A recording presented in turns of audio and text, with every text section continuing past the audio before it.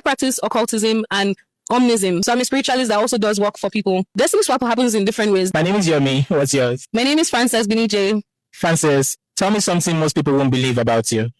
I'm a psychic medium and tarot reader. Okay, so even me is hard to believe. What does it mean to be a psychic? To be a psychic means that you have one of the clairs and that you're using your psychic abilities to either give people messages about the future or insights about the past. What do you mean by one of the clairs? You're going to educate me a lot in this conversation. Okay, so there are different psychic abilities. Clairvoyance is clear seeing, when you see visions, or people that say, I saw something about you. That's clairvoyance. Then clairaudience is clear hearing, people that hear voices or sounds in their ears. Okay. Then claircognizance is clear knowing. You don't know how you know, you just know. Clear empathy is being able to sense other people's feelings and emotions, or even the room or the environment, being able to sense it. So your clairs are all ways that you receive downloads. That is not the ordinary sight or the normal physical sight or touch, but downloads through the ethers. What's the ether? The ethers is the spirit realm, so the fifth element. What's your clair? Oh, I have several clairs actually. I have claircognizance, clairvoyance. I'm also clairaudience, and I also have clairtangency. So what are some things within this realm of understanding that you can educate me and the audience about? Many things. A lot of Africans are spiritually gifted. A lot of us, we have gut feelings. We have the spirit of discernment. My just call it's my spirit of discernment that told me I should do this or I should do that.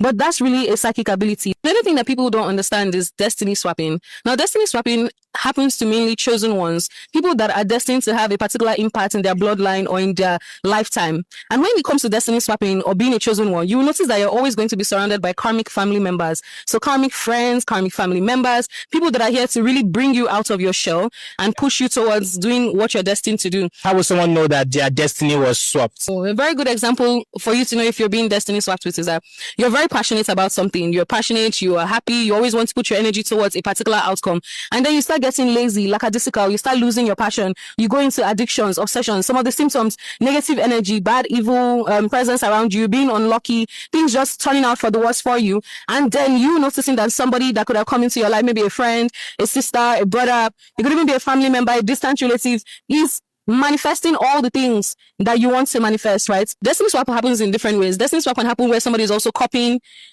you. You say you have an idea and you're a creative. Having destiny swap is your passion, your creativity dies, and then somebody else is using your ideas and all the innovations you have and executing them. And you're like, what? How? But that's how it works. Okay, but it's not something spiritual. So that's why I said destiny swapping is in two forms. Destiny swapping is in the form where it's psychological. Then there's the people that do it forcefully using black magic, either by taking a person's personal item, your underwear, your hair, your tool, things that are intimate to yourself and have your identity. The good thing about destiny swaps is that it's reversible. All you have to do is take action. So first, they are going to be attacking with the spell work and the witchcraft. It's going to be attacking your three lower chakras, your self-confidence, that's your willpower to actually execute your ideas and innovation, your sacral chakra. You start indulging in lusty activities, addictions, obsessions, vices, and then your safety, that's your root chakra. So you won't feel safe and you always live in fear. So once you notice you're experiencing those things, it's for you to shake yourself out of that energy and stop being lazy, stop procrastinating, taking action. If you want to go to the spiritual sense of how to stop a destiny swap, you have to do a cord cutting. Because when somebody destiny swaps with you, is your cord in your navel. There is an energetic cord that exists inside of your navel. And when there's a destiny swap, the person is using that cord and attaching it to their own cord. So it just pulls your life force energy. So the best way to cut this person off is by doing a cord cutting ritual. I practice occultism and omnism. In occultism, to do a cord cutting, you just need to get some certain tools and then maybe give it to a professional to do it. But like somebody that has multiple friends, how will I know it is this particular person that is destiny swapping with me or with the person knowing me? You will sense it. You will somewhat sense the agitation around this person. What exactly is your religion? What's occultism and omnism? So omnism is the belief that every individual is allowed to believe whatever they choose to believe. Okay. That religion is a part of our psychology as human beings. So we don't have to force our beliefs down anybody's throat. And then me practicing occultism is the occultic practices, the spell work. I do divination, which is tarot reading, prediction of the future, which is a form of divination. I do divination, I do spell work and candle magic. So I'm a spiritualist that also does work for people. As an omnist, I work with different entities.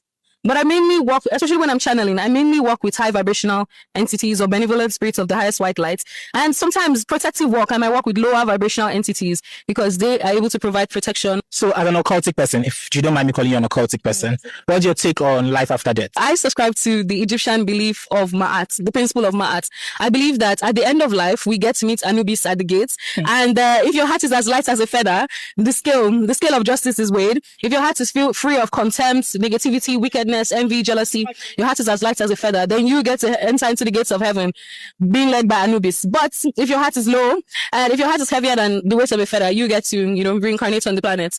Oh, so there is no hell. No, I don't believe in heaven or hell.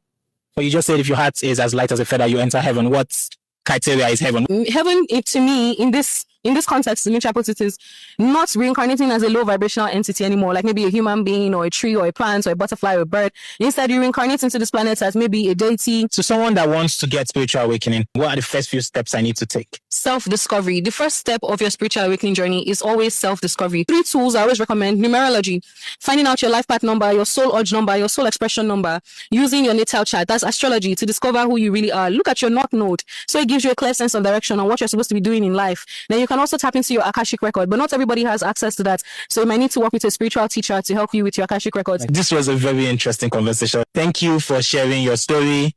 This is for you. Seriously, yay, I got somebody. Thank you for having me.